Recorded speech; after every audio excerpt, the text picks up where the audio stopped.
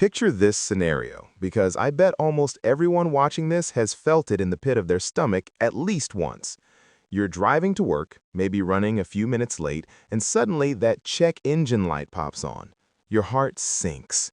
You know logically that fixing the problem right now might cost around $300, but then you look at your bank account and you have exactly $42 to your name until Friday.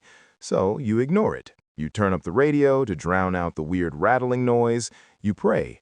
2 months go by, and because you didn't have that $300, the car finally breaks down on the highway. Now you need a tow truck, which costs $200. The original part that was broken has now destroyed your transmission, so the repair is $2,000. And because you can't get to work, you miss 2 shifts and lose $300 in wages. That initial inability to pay $300 has now spiraled into a $2,500 catastrophe. This isn't just bad luck. This is a mathematical trap. It is the distinct, measurable, and suffocating cost of not having money. My name is Peter, and I spend way too much time thinking about the hidden mechanics of wealth and the invisible equations that keep most people stuck on the hamster wheel. If you're someone who feels like you're working harder every single year, but your bank balance never seems to actually go up, or if you feel like one bad Tuesday could ruin your entire financial year, make sure to hit that subscribe button and give this video a thumbs up if this helps you out. Because today, we're not talking about stocks or crypto or how to get rich quick. We're talking about something much more insidious. We're talking about why being broke is actually the most expensive hobby you can have. Here's the thing about money that most financial gurus get wrong. They tell you that wealth is a result of discipline and poverty is a result of bad habits. They say things like, stop buying lattes or cancel Netflix, as if saving $12 a month is going to revolutionize your life.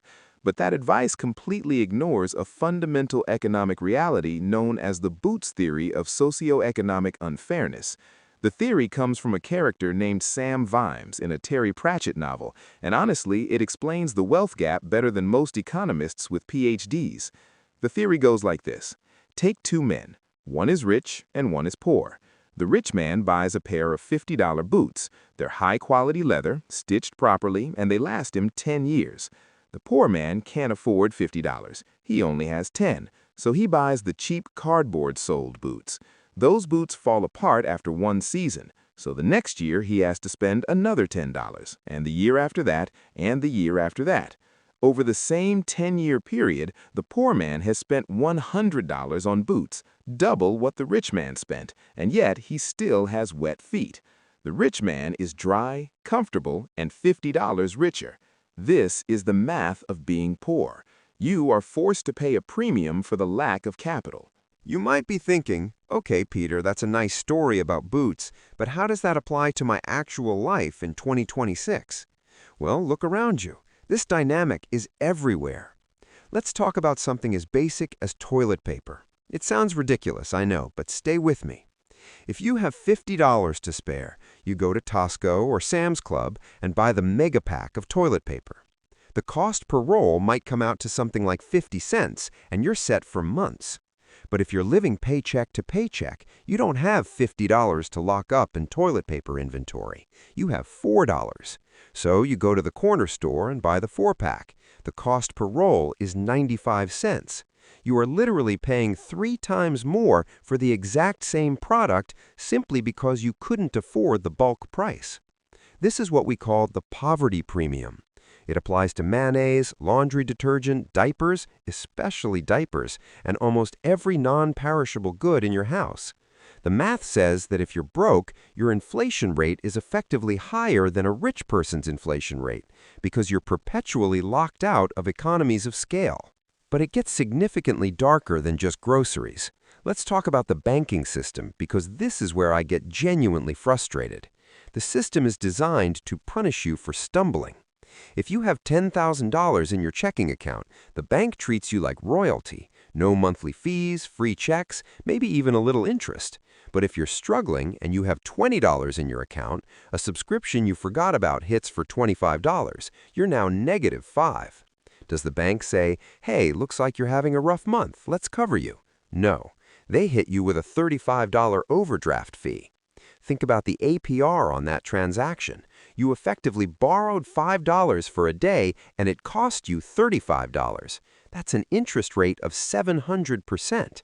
If a loan shark did that, they'd go to jail. When a bank does it, it's standard policy. Banks make billions every year in overdraft fees, almost exclusively from people with less than $1,000 to their name. The rich get paid interest. The poor pay interest. It's a wealth transfer from the bottom to the top, disguised as service fees.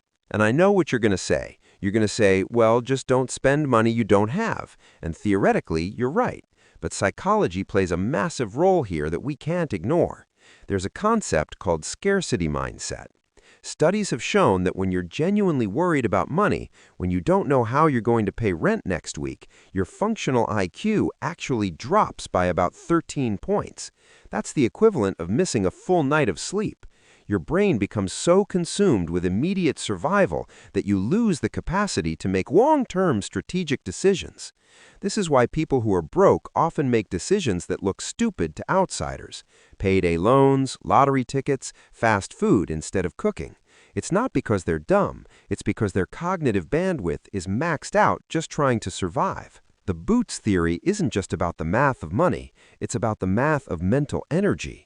The rich man doesn't just save $50 on boots, he saves 10 years of mental stress about wet feet. He can use that brain power to invest, to learn a new skill, or to start a business. The poor man is stuck in a loop of constant low-level panic. Now let's scale this up to something bigger, cars. In the United States, unless you live in one of maybe 3 cities, you need a car to work.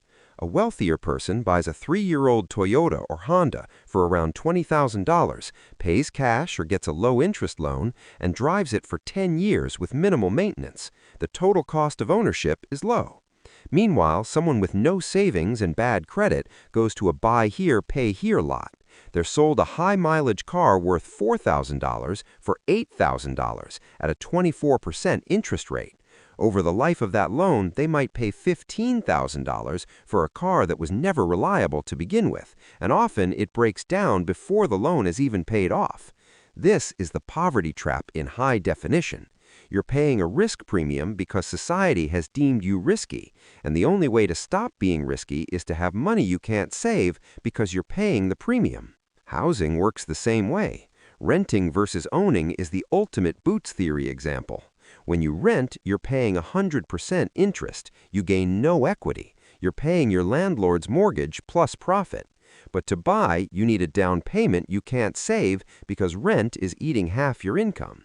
So you stay trapped paying more each month for something you'll never own, while the person with capital builds equity and lowers their monthly costs. Being poor is expensive because you're renting your entire existence, your shelter, your money, and your stability. There's also a hidden tax on your time.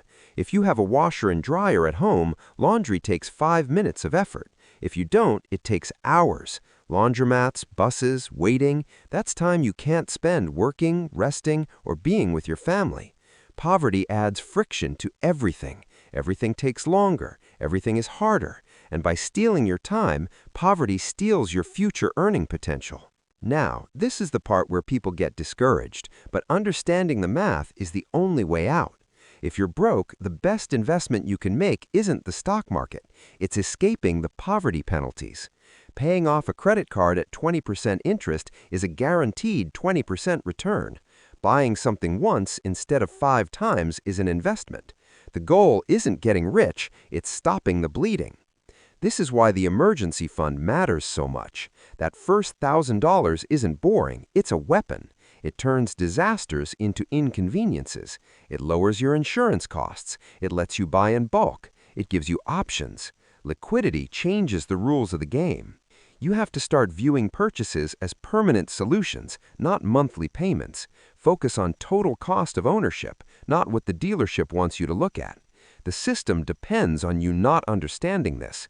When you do, you become a bad customer for them and a great CFO for your own life. So, here's the action step. Audit your life for poverty penalties. Find the biggest leak caused by not having cash and focus everything on fixing that one thing. Selling stuff, side hustles, cutting expenses, those aren't sacrifices. They're strategic strikes against future expenses. This journey isn't fair, but once you understand that being poor is a mathematical penalty, you stop blaming yourself and start attacking the equation. Buy the boots that last. Buy your freedom back piece by piece. And if this video helped you see something you hadn't before, share it with someone who needs to hear it. We don't talk about these traps enough. Subscribe if you want more of these uncomfortable but honest conversations, and I'll see you in the next one.